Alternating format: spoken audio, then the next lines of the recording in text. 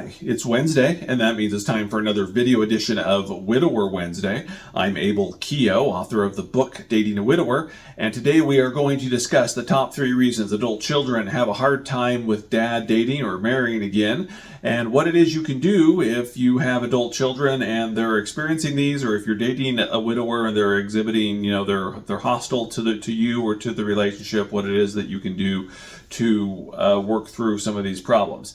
I've said it before, but I'll say it again for those who aren't familiar with my videos. When I started coaching and issues of children came up, I always thought it would kind of be like the minor children, the teenagers and such living at home that would have the hardest time with dad dating again. And they do have a hard time with him dating again. And, there's always adjustments to be made when a parent dies and, mom or dad is dating someone else. But most of the things I see in coaching sessions and, through emails and things like that, it's the adult children. And these are typically, people that are out of the house, maybe even they have families of their own, but for whatever reason, they're having a hard time seeing dad date again, seeing dad with another woman.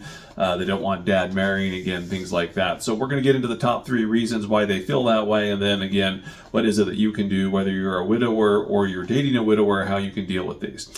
So the top reason I see for adult children having a hard time with dad dating again is that they're still grieving. Losing a spouse is very different than losing a parent, right? You can always remarry, and not that you're replacing your spouse, but there is that option out there where you can go and remarry. And a lot of times widows and widowers, they just they can process that loss a bit better and they can move forward faster. It's different than losing a parent. You really can't get a new mom or dad if your parent dies. Obviously they're step parents, but just that that relationship you had with your mom or your dad, it's gone, and you can't just whoever he remarries or whoever he starts dating doesn't just necessarily take that spot, if that makes sense. So that's the main reason I see that the top reason is that the children are still grieving and they're just having a hard time adjusting and seeing dad with somebody else. And again, there's nothing wrong with being on a different page than dad, and I'll get to how you can deal with that in a minute, but I'm just pointing out that is the top reason. The second reason I see has to do with money or inheritance. They are worried that dad's dating a gold digger, or that she's just dating dad for his money and dad is all caught up in love and he can't see it. And they're worried about that, whatever, dad's going to leave all his stuff or more stuff to her, and what about us? That is the second reason I see that adult children have with dad dating again. And the final reason that I see is just that I often refer to it as the mini wife, but oftentimes after the mom dies, adult children, especially daughters, sometimes sons, I have seen it in sons, but it's typically daughters, will kind of step in and they take what I sometimes term as a mini wife role. And what that is they step in and they do a lot of things that mom was doing. They might help dad out a lot, take him places, just to spend a lot more time with them. And I do see just the fact that usually when the mom dies, that the widower tends to spend more time with his kids, especially if they live close. So suddenly he's spending all this time with their kids that maybe he wasn't spending before, and then a new woman comes in and boom, there's a new relationship there. Dad's spending less time. The kids kind of like, hey, wait, what's going on? We were enjoying this new thing that we were having. So anyway, those are kind of the top 3 reasons that I see. I'm sure there's other reasons that adult children have a hard time, but I would say that incorporates 85 to 90% of the coaching calls that I do with couples who are trying to deal with adult children, again, who aren't supportive of the relationship. So they're still grieving, they're worried about inheritance or finances, and they're spending less time with dad. That's 80 or 90%.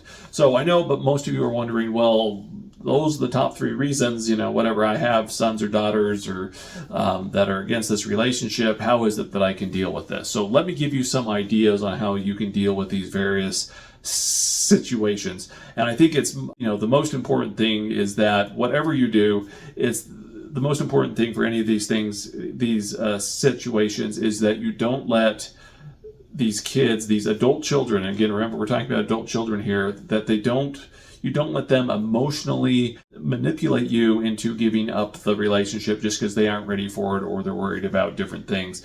Again, we're talking about adults with their own lives. If you give in to them on this, they will try to control every aspect of your life going forward. I've just seen that again and again. So just throwing it out there that no matter what tact you end up taking. Don't give in to any manipulation and stuff that they do. So, okay. So the first reason is if they're still grieving and they're still having a hard time losing their mom, I think the best thing you can do is really not force the new relationship on them. I think the best thing you can do is keep those lines of communication open. You need to have a conversation or maybe a series of conversations where you let them know that you love them, that you'll always love their mom, and that you're here to talk as needed, right? If they're still grieving and they need someone to talk to, that you're there to talk to. Not necessarily that you're their therapist, but you're happy to hear how they're doing, and are there things within reason that you can do to kind of aid them and help them move forward. But I think that's the most important thing, is just to keep those communication lines open. A lot of times widowers, they get a little worried, they're worried about dating again and how the kids will react, and sometimes they kind of hide the relationship, and that really doesn't do a lot. It kind of breaks down those communication lines. So, and again, it's not that you have to be telling them every detail of the relationship, but I think, letting them know that you're dating again, letting them know when you're in a serious relationship, things like that can go a long way to kind of help preparing them for this kind of new chapter in your life, and then a new chapter in their life. But it's really important that you don't let their grief stop you from living their lives. A lot of times, they're very sad, and again, they can get therapy. There's different things that you can do there, or that you can suggest for them. But ultimately, just like somebody can't solve the widower's grief or your grief, they have to work through their own grief, and they shouldn't be holding your life back just because they're having a hard time grieving. A lot of times they'll be like, Dad, if you want to see the kids, your grandkids, you got to stop dating this woman or whatever it is, and that's not healthy for anybody. So again, keep those lines of communication open. Let them, just talk to them. Let them know that, that again, you're dating again. It has nothing to do with the love you have for their mom, and kind of, do what you can to help them work through their grief, but understand that ultimately they are in charge of their own grief, and they are the ones that need to work through it. So that's kind of the best thing you can do there. For the second reason is when they're worried about inheritance, or worried that dad's dating a gold digger. I always kind of cringe at that one. I think it says a lot about where the kids' hearts are. Not that, you shouldn't be worried about that, but ultimately, the thing is that it's your money. It's not anybody else's money, and no one's entitled to it, and you can do with it whatever you want. I'm not opposed by any means of, making sure that the kids are taken care of, but I don't like the entitlement attitude, I guess, is what I see. So if you have kids that are worried about inheritance, I think, something you should consider is maybe a prenup or something like that. Again, I don't see anything wrong with, wanting to make sure that, that you want to pass things down to your kids, they get passed things down to your kids. And honestly, most of the women I talk to who are accused of being gold diggers, they're not. They just want a stable relationship. The thing I do warn them about, and this again is going back to that if you're getting into another relationship and you want to leave things to your kids, that's fine. I don't have a problem with it. But you do need to make sure that this new woman in your life, if you're married to her, that you're not leaving her destitute should you die. Most heartbreaking coaching sessions I've had have come from women who have married or moved in with a widower. The widower's gone. There's nothing in the will or the estate that says that, for example, she can live in the house until she dies or anything like that, and they're kind of out on the street and they're kind of worse off than what they were. So again, I don't have anything wrong with protecting assets or passing things on to your kids, but I think at the same time, if you're bringing a new person into your life and you love them, you need to make sure that, I don't know, you guys can work out the asset thing, but just to make sure that they are protected on the off chance that you die before she does, that she's not destitute, homeless, without some way to kind of survive if you do pass. So anyway, just something to think about there. But again, it's, I think the big thing is no one's entitled to your money, and if the kids feel like they're entitled to it, I think it's more having a conversation with them, letting them know that, look, these are my plans for going forward. These are my plans, on the inheritance, but, maybe kind of smack them around a little bit verbally, not physically, but maybe just kind of talk to them and just kind of point out that, it is your money. You can do with it as you want, but you are going to take care of them. Again, it's the entitlement attitude I don't like there. Okay, the final thing is, again, what do you do if, you have a son or a daughter or son or daughters, and they've been used to kind of spending more time with you, have maybe a better or stronger relationship with you after mom died because you're spending more time together, and suddenly, you're spending more time with this other woman, less time with them. How do you handle that? And I would just say to that, redefining relationships is something you have to do through all stages of life with your kids. You have different relationships with them when they're 5 years old, when they're 15 years old, when they're adults. You know, your relationship evolves with them. And I think, again, the best thing you can do on this is keep the lines of communication open. You know, let them know that just because you're spending less time with them doesn't mean that you love them less or that you aren't thinking about them. I think, you know, there are ways, again, you can spend time with them.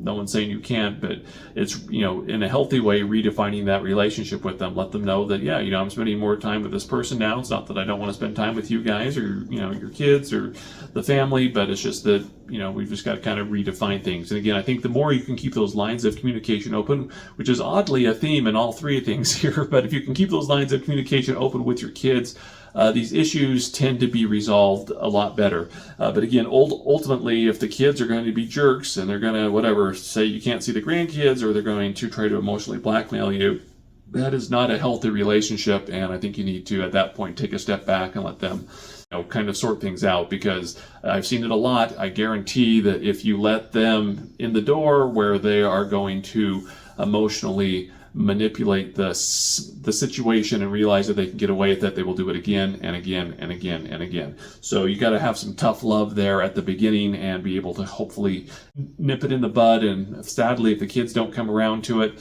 again, it's redefining relationships. Maybe you've got to just take a step back for it, because ultimately, if you're dating and you're looking for a serious, committed relationship here, ultimately that person has to be the most important person in your life. And again, remembering we're talking about adult children here, not minor children, but that person needs to be the most important person in your life. And not that you can't have a relationship with your kids, but again, as you grow and they grow and, you know, have families of their own, relationships just get redefined, and it has nothing to do with the amount of love that you have for them. So that's it on the top 3 reasons adult children have a hard time seeing their widowed father date again. If you would like to schedule, if you're having some of these issues and like to schedule a coaching session, you can do so with a link in the description. You can leave your comments below, subscribe to this channel, like this video, and I will see you all next Wednesday.